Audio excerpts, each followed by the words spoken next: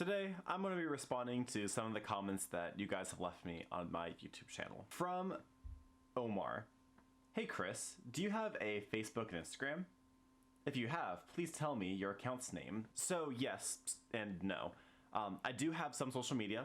I just now got a Twitter, sortacasual, Instagram, sortacasual. I also have a website, www.sortacasual.com.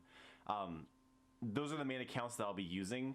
The place where you'll find me most active will unfortunately be on my YouTube channel. I am really bad about posting on other social media sites, but it is something that I'm looking into trying to get more into.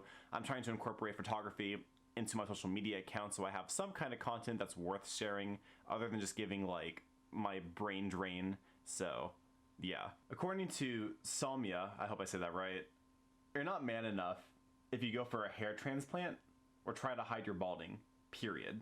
And I did respond in the comments to this comment, but I thought that it was worth sharing here. There is nothing inherently wrong with being insecure about your hairline and wanting to reclaim it. I hope I make that message super clear in the videos that I do talk about young balding. So my personal perspective, of course, is that instead of focusing on the things that you can't control, you instead focus on the things you can control and be happy with what you do have in life. Again, I have a receding hairline, but I also have some other positive physical traits, and I also have a ton of positive interpersonal traits. And those are the things that I prefer to focus on rather than focusing on the things that I don't have. Now, just because you decide you want to get a hair transplant or you want to hide your receding hairline, there's nothing wrong with that. It's just not personally how I approach life. But if it's something that's important enough to you and you feel like it's really necessary, you shouldn't feel lesser than because of that. Crazy R said, "You'll be back." And this comment is in reference to my level up video where I talked about quitting video games, and I'm here to tell you I still haven't gone back. And in replacement of video games, I've been doing things like focusing on playing piano, working more hours at work, reading more, and spending more time with my girlfriend, and I've been appreciating and enjoying all of those experiences. Now, of course, after a year, I do plan on going back to video games, but I won't be doing it at the same way that I used to, where all my free time is dedicated to playing video games. I zoned out and played and try to forget all my problems. Instead, I'm going to use it responsibly, play smaller amounts of time for less days a week, and enjoy it for its entertainment value, but not use it as a crutch for emotional instability. RJ Carter commented, "Don't even consider it." And this comment is in reference to the hair transplant video that I recorded talking about how, personally, I'm not interested in getting a hair transplant, but there is nothing inherently wrong with getting it yourself. RJ, I love whenever you comment on my videos. Thanks so much for watching, man. Draxter says, "You're a great speaker. I was where you were in 2017.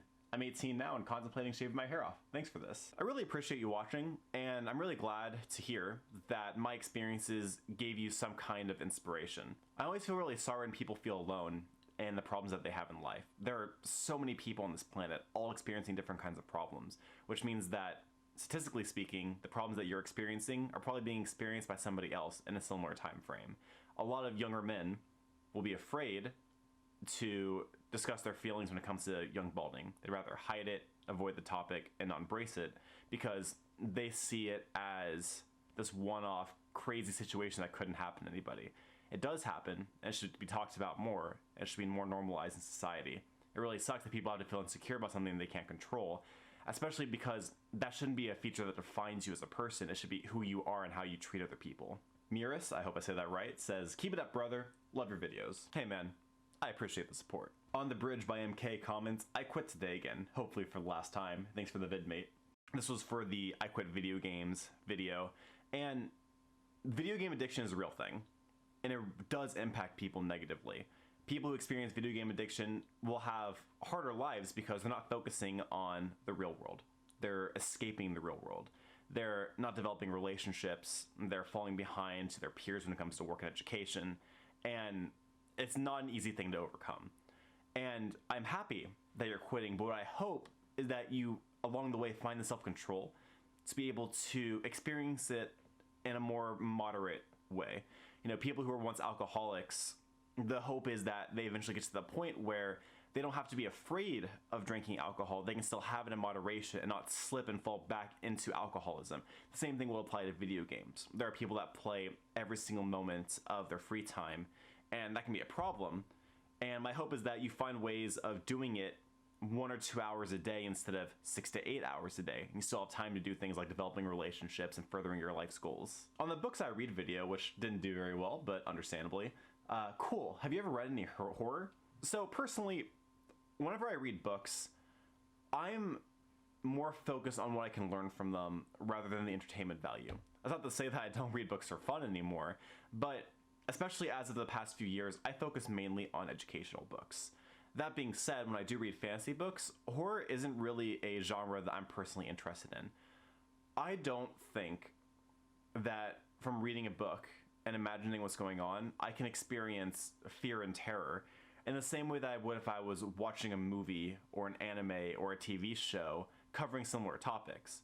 Now, the horror genre, I almost laugh during most movies because you can usually predict based on the cues movie has given you, the music, the tempo, when the jump scares are going to happen, and when the true horror moments are going to occur. So I don't really enjoy the genre as a whole, because to me it's usually predictable, cheesy, and I usually take myself out of the experience and remember, hey, I'm just a guy sitting in a chair watching this thing. It's not really that scary. Now I know that's like a really buzzkill way of looking at it, but I find it really hard to get immersed into horror films and books, especially whenever a lot of the time they're pretty cheesy. That's going to be it on responding to comments. I hope that I continue to get more and that I continue to respond to them. If you enjoyed this video, please leave a like. If you want to see more, subscribe. Do not forget to keep it casual.